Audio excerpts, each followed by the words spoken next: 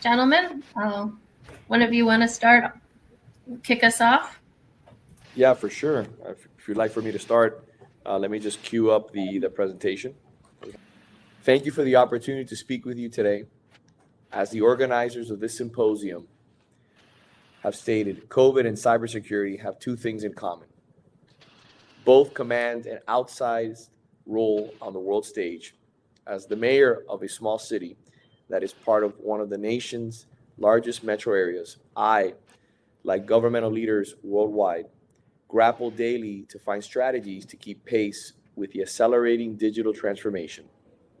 COVID has only hastened this explosive transformation, the consequences of which even top experts may not entirely foresee or understand. People and organizers around the globe have had to adjust to new ways of doing things.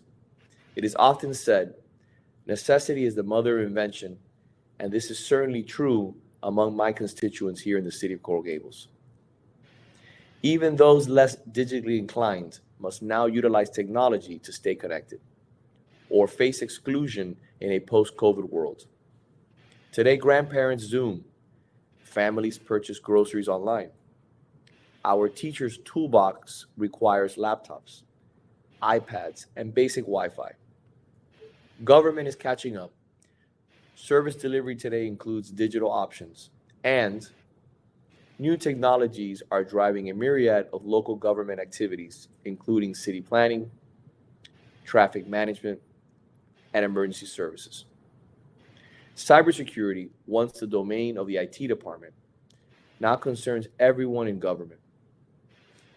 Catapulted into a world of ever-changing technology, we must look to the experts to help us keep our networks and our people safe and secure.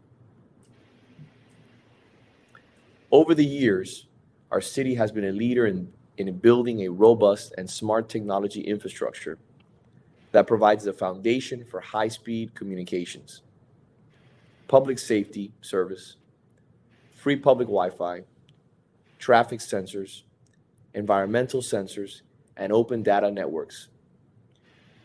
We provide these services to residents, businesses, universities, and other organizations via the Smart Cities Hub platform. For example, local businesses and entrepreneurs can leverage real-time vehicles and pedestrian traffic data via the Smart City Hub to make informed decisions as to the best time to open their doors. A small innovation, perhaps, but one that unimaginably only a few years ago. This is what I call a reimagined city, a forward-thinking city which employs technology to help become smarter, stronger, and more sustainable. Coral Gables is proud to be the first city in the U.S. to install an integrated artificial intelligence-powered smart city pole. Installed on a heavily trafficked section of our downtown, this innovative device, equipped with safety cameras, public Wi-Fi, traffic, and environmental sensors, is providing real data analysis that not only assists us with traffic management, but also a wide array of city services and programs. Technological advances help make our government more efficient, transparent, accountable, and effective while focusing on the customer experience. Let me give you an example. Coral Gables, one of the first planned communities of its kind in the nation, is known for its distinctive architecture, streetscapes, and landscaping.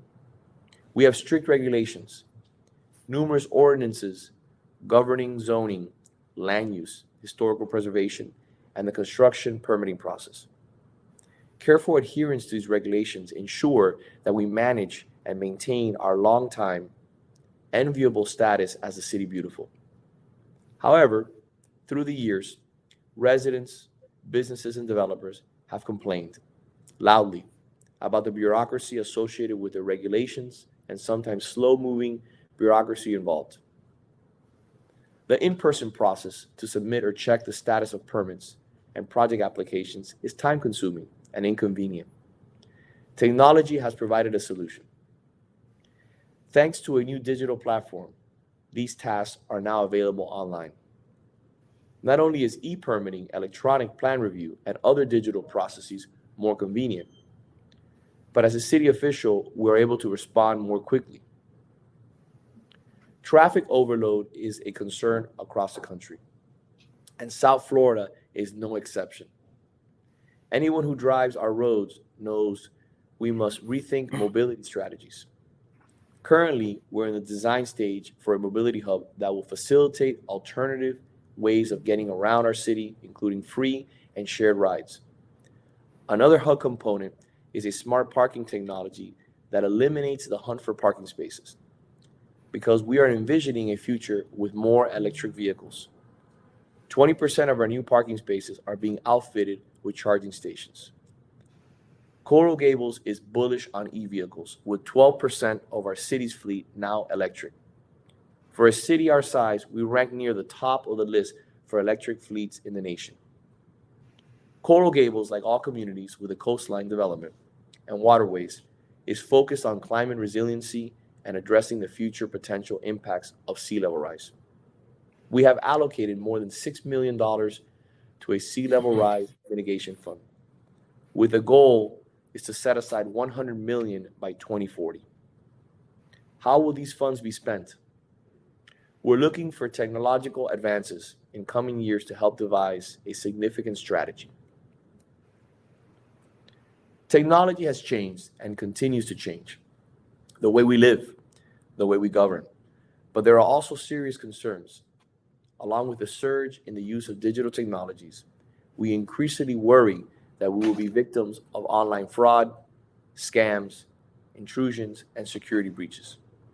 Earlier this month, 60 Minutes aired an alarming segment of deep fakes, fabricated, computer-generated media, and posed the question: how do we know when a video is real? Artificial intelligence can manipulate faces and voices to make it look like someone said something they never said. Impersonations, so well done, it's hard to detect the difference. This has serious implications for the political process, potentially taking dirty tricks to a new level.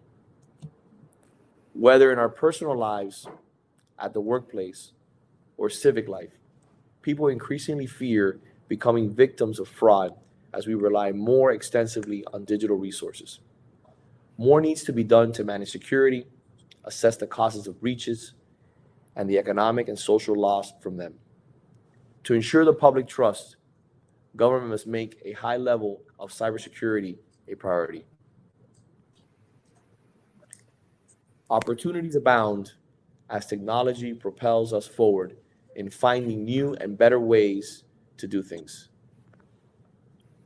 Collaboration is a key to our success. There is a great value in sharing knowledge and experience across a broad spectrum of organizations. Our city has partnered with a number of local entities, such as the University of Miami and the Coral Gables Chamber of Commerce, along with national groups, including Google and Silicon Valley nonprofits, to help businesses in our city to thrive in the digital economy. We provide free tech tools, free e-commerce licenses and data, along with educational programs and coaching. We also participate in the Global Cities Technology Team Challenge initiative of the National Institute of Science and Technology. Working together, I am confident we will meet the challenges of the digital age. In conclusion, please know that Coral Gables is honored to be with you today. We are proud to share the platform with San Jose, a city known globally as a tech giant. As mayor of Coral Gables, an historic, much smaller city, a continent away, it is my goal to enhance our reputation, not only as a city beautiful, but also as a smart city USA. With that, it is now my pleasure to welcome the next keynote speaker, Vice Mayor Chappie Jones from the city of San Jose, California. Thank you very much, Mayor. It's an honor and a privilege to be here on this panel, having this discussion today. San Jose, over 6 years ago, decided we wanted to be a smart city. And, what does it mean? We had some really smart people that came together to try to figure that out. And what we came up with was that a smart city is a city that utilizes technology, that utilizes innovation to provide services to our community and enhance the quality of life for our residents. So we weren't focused necessarily on technology for technology's sake.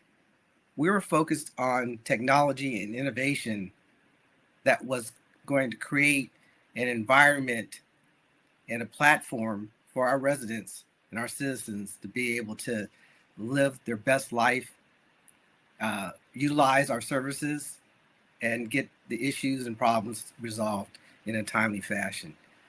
So that was our vision and our goal. And since that time, we've been very successful in terms of putting technology and process in place to deliver those services.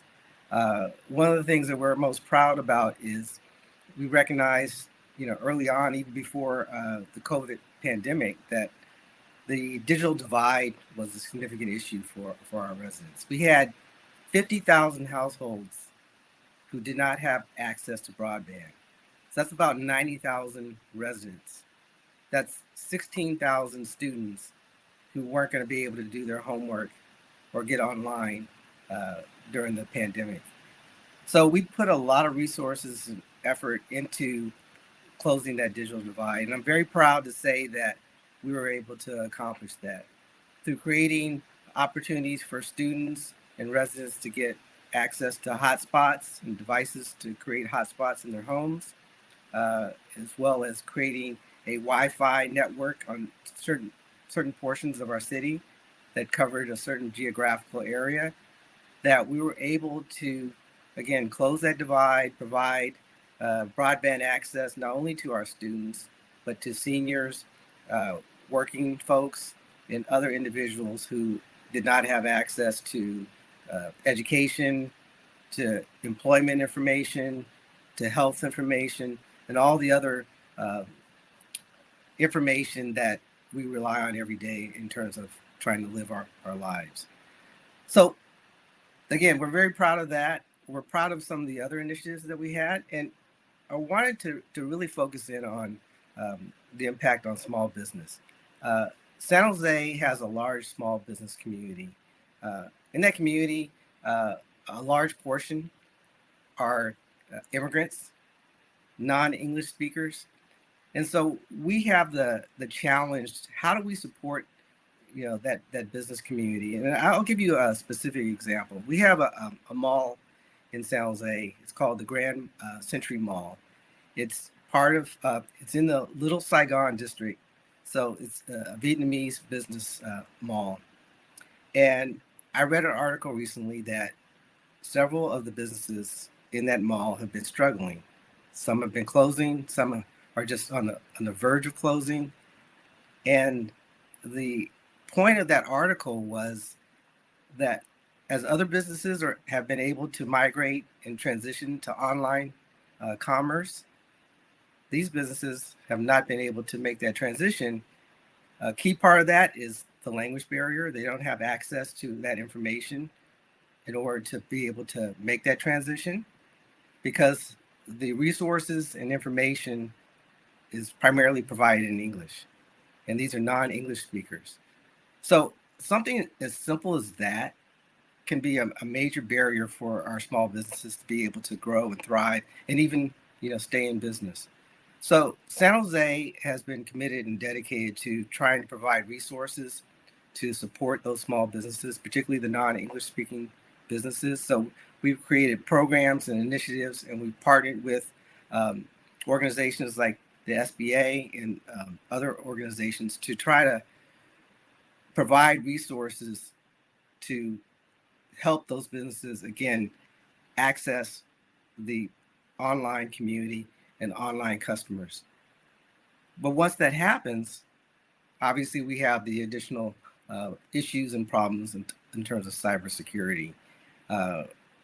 These businesses, again, are recent immigrants. They're not sophisticated in terms of technology. And it's going to create a major issue in terms of They get online, they get, hacked, and what do? For a large enterprise and large, government agencies, okay, they have the resources to provide, the talent and expertise to try to, address those situations. But for a small business, if you have someone who's hacked into your network or into your business, they don't have to demand millions of dollars. A $10,000 demand, a $20,000 demand could put some of these businesses out of business. And so San Jose is trying to come up with programs and initiatives to try to support those businesses, educate those businesses in terms of what they need to do once they get online, how they can protect themselves, how they can make sure that if there's something that takes place where they are hacked, where they are compromised, that they can restore their business and not have to be put out of business. I'm happy to, again, partner with, agencies like the SBA. We have other strong partners that we work with in the city. And the concern is that if we don't act fast enough and put these initiatives and measures in place, that our small businesses are going to continue to struggle. They're going to go out of business. And if we are successful in getting them online, then there's that added risk of being compromised. So San Jose, I feel, is on the forefront of trying to move some of those initiatives forward. And we're looking forward to seeing what's going to happen in the future in terms of being able to support our small businesses. So thank you, Mira. To the co-panelists, I learned a lot, and very exciting things happening in the Smart Cities initiative. But I'm going to focus in a little bit more specifically on just our small business community.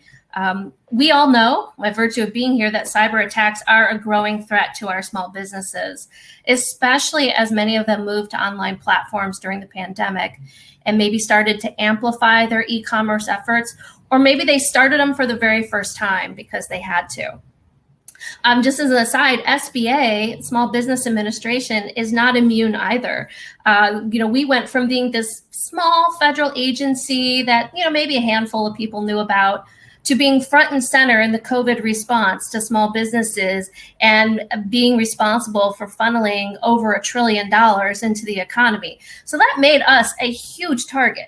And I will say that our IT security team probably didn't sleep much in the last 20 months because we were under constant attack. So it's one of those things that made us think that this is important, right? This is not an issue we should forget about, even though we've got a lot of other things on our plate right now.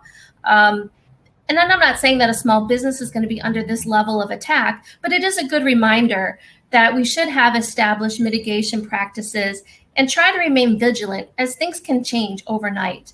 I think in today's world, there are very few businesses that operate on a 100% cash basis and maybe do not utilize any technology. So I think from a small businesses, we really want to make sure that they don't have this, oh, it's not going to happen to me attitude, because it absolutely can. And I think that cybersecurity for small businesses can sound intimidating. Maybe it sounds expensive just on its face, but I want to let the businesses know, especially the small businesses, if you're retail or restaurant, very customer facing, that you do have access to a lot of different resources, a lot of free resources that can help support you in your business. Smaller businesses have data that these cyber criminals want, but they are perceived as an easier target. So my challenge to my small businesses attending today, that let's prove that these cyber criminals are wrong. And the other thing I want to add before we talk about a couple resources is that if you want to do business with the federal government, Department of Defense contracts now require that all of their contractors show how they're going to adhere to NIST data security standards. These are the standards that the federal agencies have to adhere to just to secure and support their data. They have to show how they're going to adhere to all of these requirements for any contracts that are going to involve them using government data, connecting to systems, building systems, anything related to the data and the systems. So at SBA, one of the things that we've done, especially for our 8A small business development certified programs, is offer a free training module series. It's about 10 modules in the series, and it really goes in depth to talk about what these standards are, so you have a fundamental understanding, and then how to develop your plan to show Department of Defense how you can be compliant. I do believe that all federal agencies are going to end up adopting these standards. I think that probably got a little delayed with COVID, but it is something I want to throw out there for people who are very interested in contracting with the federal government, and you're in the IT space and going to be leveraging debt or tapping into government data or systems. But I also want to commend any of the small businesses that are attending today, that you've taken the first step, right? You're getting serious, you're learning more about mitigating your cyber risk. One of the things I recommend for businesses, small businesses, no matter where you are on that small business scale, super tiny, independent small business, sole proprietor, to a small business that maybe has 300 or more companies. My recommendation is that you all have a plan, a cybersecurity plan that you incorporate into your disaster mitigation and recovery plan. And I know there's probably a bunch out there going, "Ooh, I haven't done that plan either." So here is your call to action to prioritize putting together your disaster mitigation plan, recovery plan that's also going to include cybersecurity. Because like any natural disaster, a cyber attack can cripple a small business. In the very least, you need to conduct a risk assessment and figure out where you have any vulnerabilities. You can also educate your employees on identifying suspicious emails, mandate that they use strong passwords, make sure data backups are being performed routinely, and limit access to customer and employee data to only those employees who need to use it to perform their job. Also, I encourage businesses to check in with many of the platforms they may have started using for the first time or amplifying, things like Square and other platforms that are utilized for e-commerce transactions. Make sure you're taking advantage of all of the security protocols and options that they may offer. And some of these companies even have educational opportunities for their subscribers and users. So that's something to look into if you haven't explored it that carefully. And then another thing, you can take advantage of the free business advisors that are available to you through SBA. These are our small business development centers, our SCORE program, our women business centers, and we even have veteran business outreach centers in some locations. These are free business advisors available to you, and they can help you build your mitigation plan and help you with the risk assessment, or help you tap into resources from the federal government or things that might be available locally from your state or local government to support your efforts. You can go on to sba.gov, and you can, if you just type in cybersecurity, you'll come up with some pages and some information. But there are a couple resources I was going to highlight really quickly. As I know you already heard from, I think during this conference, the National Cybersecurity Alliance. They have a bunch of resources that small businesses can tap into. Department of Homeland Security has the Stop, Think, Connect. And that website is great because they have advice and resources. They have things like tip sheets and posters and campaigns, and they have it in multiple languages. So it's a great tool that you can download and use, with your employees, or if you're an organization that supports small businesses, you have some information in multiple languages to share. If you're really new at this and kind of don't know where to start, even thinking about how you want to assess your business to see where your cyber vulnerabilities might be, there is from the FCC a cyber planner. It is a little bit of a dated tool, but for people who are really just starting out, this is a great jumping off point to kind of get you thinking about it and getting you to ask some, self-assess some questions. For businesses who maybe are a little bit larger, small businesses, or maybe more into IT, there's also a lot of resources, particularly from Department of Homeland Security, that you can tap into. You can do vulnerability scanning. They can help you with phishing campaign assessments. There's a cyber resiliency review. And these are all no-cost resources to you to do assessments. You can do some are self-assessments. Some are where they'll have a team. I don't know that the teams are physically going out on site now during the COVID era, but hopefully we'll start doing that again. So to the extent you weren't aware of some of these tools, I wanted to point them out to you. And I also just wanted to flag that this is a critically important issue. And I think you're going to start hearing a lot more about it and more resources from the federal government. And I know SBA is going to be pushing out some new resources in the near future as well. So thank you.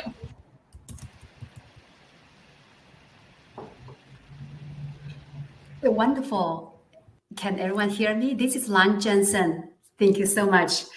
So hopefully Ron can still step in, but until he does, I'm going to fill in a little bit. I prepared some intro, but did not get in time. And this panel is very unique and one of a kind in that it is a keynote, but we have leaders from different organizations. And that's exactly by design, because from the small businesses perspective, if they have to go out into all the different resources, their entire day or even days or months can be used just to do that. So instead, we try to bring the platform here so that they are like the customer, and all of the services available to them can be available to them very conveniently. So as one of the organizers, just wanted to bring that out to the table so that our small businesses are aware of it, as well as the leaders about the reality that they face. So without further delay, maybe I can just mention a little bit about to add to Julie, what you said about the resources, and also what Mayor Chappie-Jones, Vice Mayor Chappie-Jones, and Mayor Lago. Oh, you're on mute. I'll get it. Lago's perfectly fine, whatever you like. Thank you. Thank you, Mayor Lago. Such an honor to have you in this panel. So the resources that we have so far is wonderful. Now, as you all have mentioned, COVID has really cast the light on small businesses' needs like never before. And therefore, there are a lot of resources that the community leaders, especially in the cybersecurity, people want to help by volunteering and by also responding to small businesses' needs, charge a very reasonable fee, because some of the small businesses are in need of that. So there are efforts underway as well. And this is one of the announcements that I made earlier at the beginning of today. And it's a supplemental service to small businesses besides all the resources that you have all mentioned. So we look forward to all working together, basically from the stance of the small businesses, all hands on deck. Let's get over the challenging times, like Vice Mayor Chappie-Jones said. Timing, fast services is essential, because if the timing is past, then there isn't a small business to rescue anymore.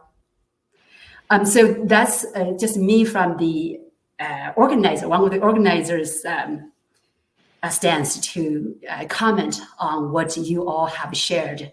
Thank you so much. Now, Ron Ross, I'll just mention very briefly that he is one of the foremost leaders in cybersecurity in the United States as well as in the world. If you are in the field, all major cybersecurity frameworks, publications, or even broader domains, risk management publications all have his name on it.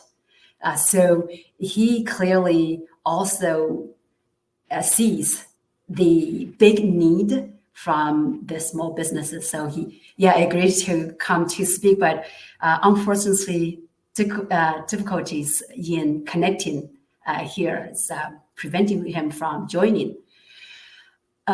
Without further ado, maybe we could then turn the mic back to our mayors and Julie for a closing remark. Let's go. Yes, please.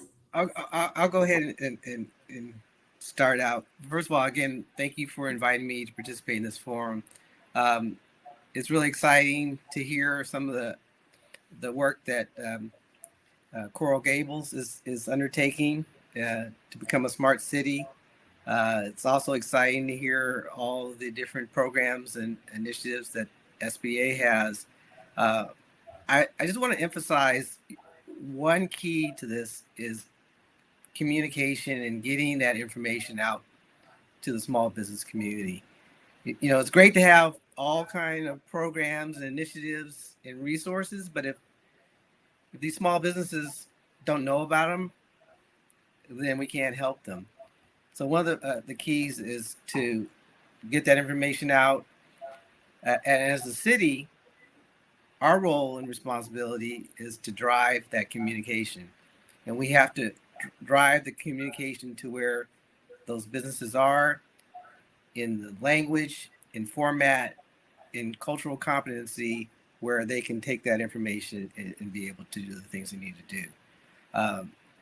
It's going to be a challenge, you know, but a lot of businesses, a lot of members of our community look to the local government to be that facilitator and provide that information. So whether you're San Jose, Coral Gables, or any other city in the country, you know, we're uniquely positioned to be able to drive that communication, drive those resources to support our small businesses. So thank you. Thank you. Mayor Lago?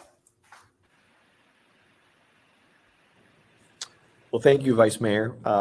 Like the Vice Mayor said, you know, it's a privilege to be here with all of you. You know, I've been in office for about 8 years now, and I started off as the commissioner and the Vice Mayor, and I was just recently elected 5 months ago as the mayor of this great city. And one of the things that I highlighted in our presentation was the simple fact that this city is known as a historic city. It's known as a city that is possibly the first planned community in the state of Florida. But what really sets us apart from other cities, when people think about Coral Gables, they think about the beauty, the lushness, you know, they think about our history, they think about the historic buildings.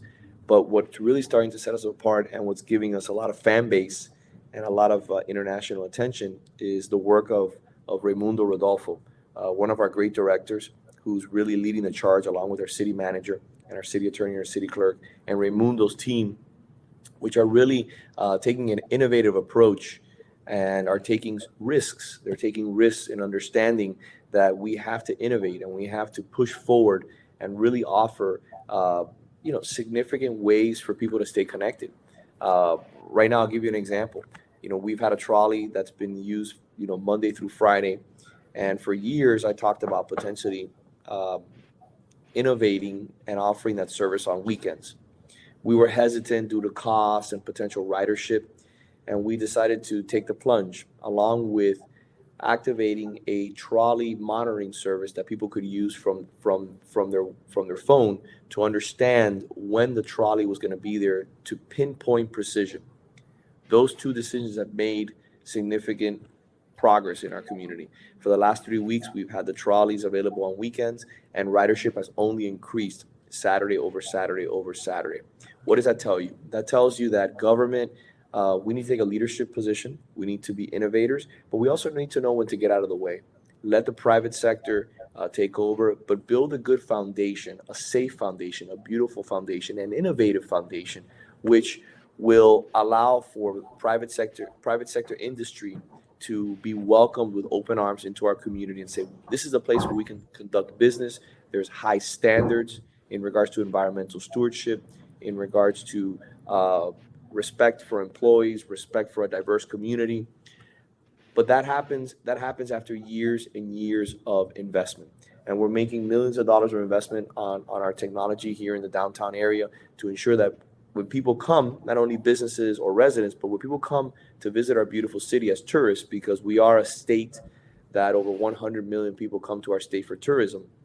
We're not blessed like California is to not only be a tourist state, but they also have Napa Valley. They also have technology hubs. We're more centered and geared towards tourism. So what I want to do is that I want to make sure when somebody comes to our city, beautiful, the city of Coral Gables, that they have such a pleasant experience, and it's an experience based around technology, our beautiful sun, our beautiful beaches, our beautiful weather, and that they don't miss a beat when they come here because they're able to work in a park, they're able to sit down outside under a tree, enjoy an ice cream, enjoy our beautiful weather, and have free Wi-Fi and have every opportunity that they have maybe in their own local community or in their business aspect to come and just basically say, this is the best place to live. So what we're doing is we're taking risks, we're being innovative, and it's all as a result of our employees, Raimundo's and the city manager's real leadership in the commission. Mayor Lago, it's beautifully said, and your leadership stance has definitely paid off. As you mentioned, the city of Coral Gables is a bright star, and I hope to continue to see. Maybe one of these days, the whole NIST-led initiative, GCTC, Global City Teams Challenge, leadership, including Raimundo, myself, and Benny here, will all go to visit your city beautiful. Thank you for being a shining star. You are more than welcome, and we look forward to hosting you. Thank you. We will certainly, as soon as the COVID is behind us, you can count on us. So final word from Julie. You already gave us so many wonderful resources. So now, action point. What's your final word for our small businesses?